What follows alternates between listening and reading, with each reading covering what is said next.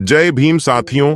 विश्व रत्न डॉक्टर बाबा साहेब भीमराव अंबेडकर की वह कौन सी डिग्री है जो भारत में पिछले कई दशकों से बाबा साहब भीमराव अंबेडकर के बाद अब तक कोई हासिल ना कर सका? क्या आप जानते हैं डॉक्टर BR अंबेडकर ने कितनी डिग्री हासिल की है? उनकी प्रथम कक्षा की पढ़ाई से लेकर उन तमाम रिकॉर्ड ऑफ डिग्रियों की जानकारी जानने के लिए वीडियो को अंत तक जरूर देखें। डॉक्टर अंबेडकर ने भारतीय संविधान की रचना में प्रमुख भूमिका निभाई है। इसी के साथ उन्होंने अपनी विद्वत्ता की छाप समाज के हर क्षेत्र पर छोड़ी है।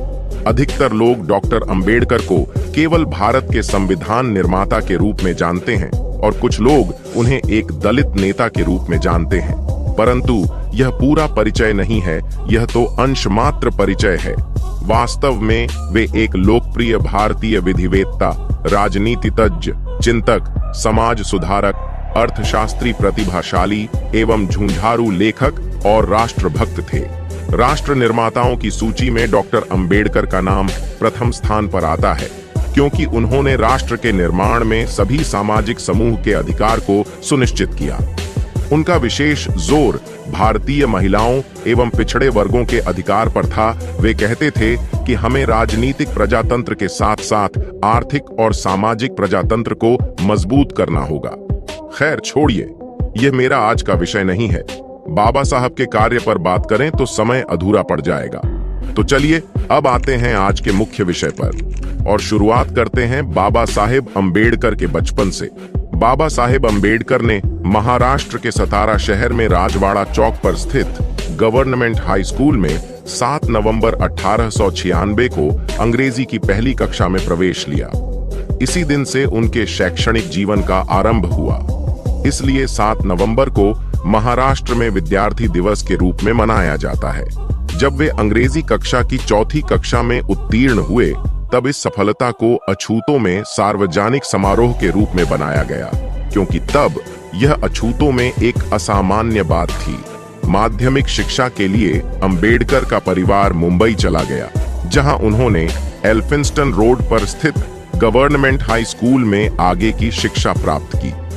1907 में उन्होंने अपनी मैट्रिक परीक्षा उत्तीर्ण की और अगले वर्ष उन्होंने एल्फिंस्टन कॉलेज में प्रवेश लिया और 1912 में उन्होंने बॉम्बे विश्वविद्यालय से इकोनॉमिक्स और पॉलिटिकल साइंस में BA डिग्री प्राप्त की। इस स्तर पर शिक्षा प्राप्त करने वाले अपने समुदाय से वे अकेले व्यक्ति थे।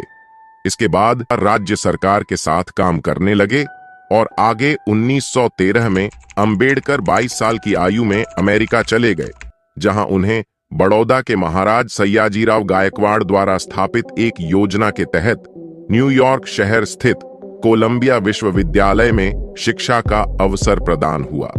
बड़ौदा सरकार द्वारा उन्हें 3 साल के लिए छात्रवृत्ति प्रदान की गई थी। सन 1915 में बाबा साहब ने कला शाखा से MA परीक्षा पास की, जिसमें मुख्य विषय अर्थशास्त्र था और उनका रिसर्च थीसिस इंसेंट इंडियन कॉमर्स यानी प्राचीन भारतीय वाणिज्य था।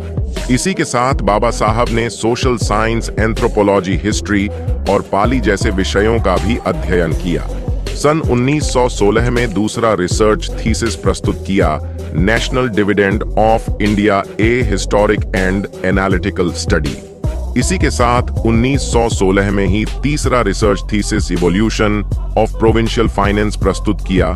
बाबा साहब के इस संशोधन के लिए उन्हें कोलंबिया यूनिवर्सिटी ने 1916 में PhD इन इकोनॉमी से सम्मानित किया।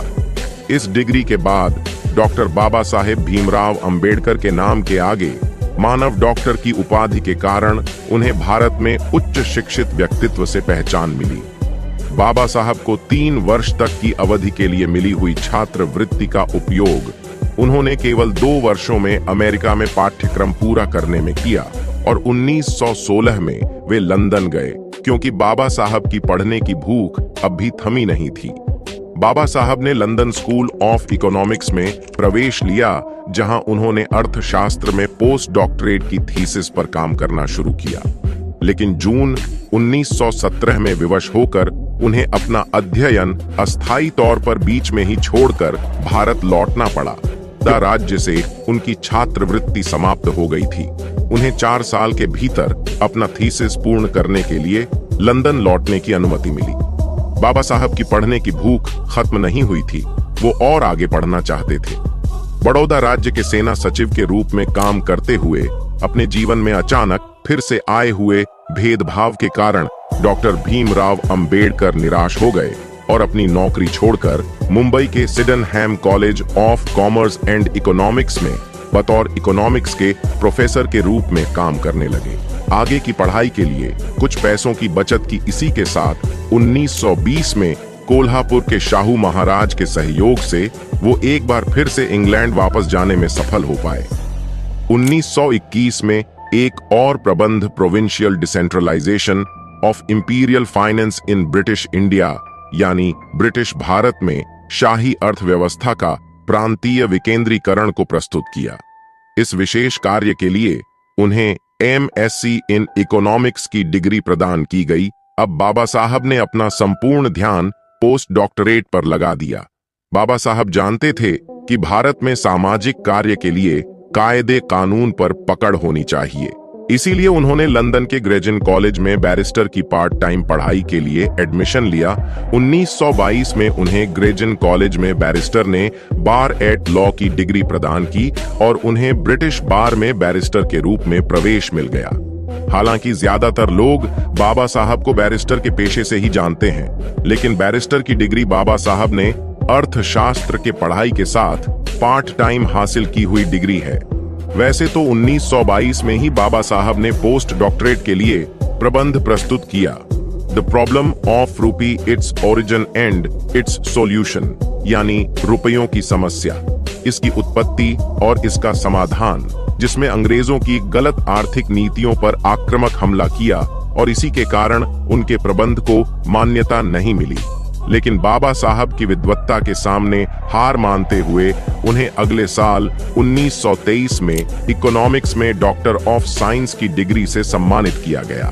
अध्ययन पूर्ण कर भारत वापस लौटते हुए भीमराव अंबेडकर 3 महीने जर्मनी में रुके, जहां पर उन्होंने विश्वविद्यालय में अर्थशास्त्र का अध्ययन किया।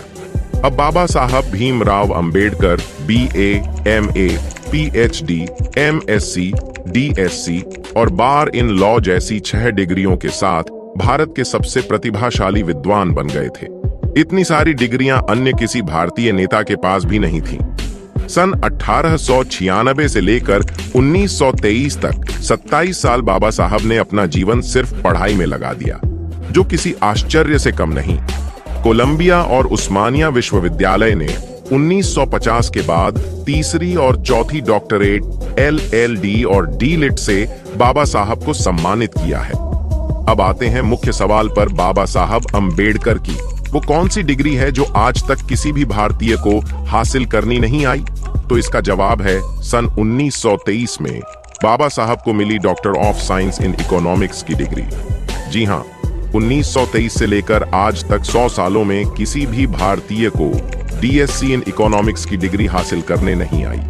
बाबा साहेब अंबेडकर भारत के अब तक के सबसे महान इकोनॉमिस्ट हैं।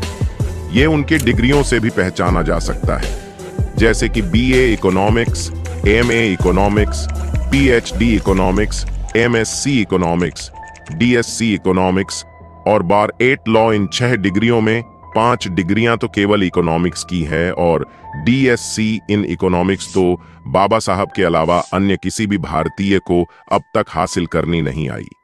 तो चलिए इसकी जांच करके देखते हैं। भारत के प्रथम अर्थ मंत्री R.K. षणमुखम चेट्टी से लेकर निर्मला सीतारामन तक कुल 28 अर्थ मंत्री हुए हैं, लेकिन केवल मनमोहन सिंह एक ऐसे अर्थ मंत्री हैं जिनके नाम के आगे डॉक्टर की उपाधि लगती है। यानी आप समझ ही गए होंगे कि 28 में से 27 अर्थ मंत्री ऐसे हुए जिनका क्वालिफिकेशन PhD इन इकोनॉमिक्स तक नहीं है। इसमें कोई शक नहीं कि डॉक्टर मनमोहन सिंह का नाम भारत के बड़े अर्थशास्त्रियों में आता है और उनका क्वालिफिकेशन ऑक्सफोर्ड यूनिवर्सिटी से PhD इन इकोनॉमिक्स है, लेकिन DSc नहीं है। एक और भारतीय अर्थतज्ञ है अमर्त्य सेन, जिन्हें नोबेल प्राइज तक मिला है और उनका क्वालिफिकेशन भी केवल PhD in economics from Cambridge university है, DSc नहीं है। भारत में इकोनॉमिक्स में सबसे बड़ी पोस्ट भारतीय रिजर्व बैंक के गवर्नर की मानी जाती है। रिजर्व बैंक के प्रथम गवर्नर सर ऑसबोर्न स्मिथ से लेकर शक्तिकांत दास तक कुल 25 गवर्नर हुए हैं शुरुआती दौर में।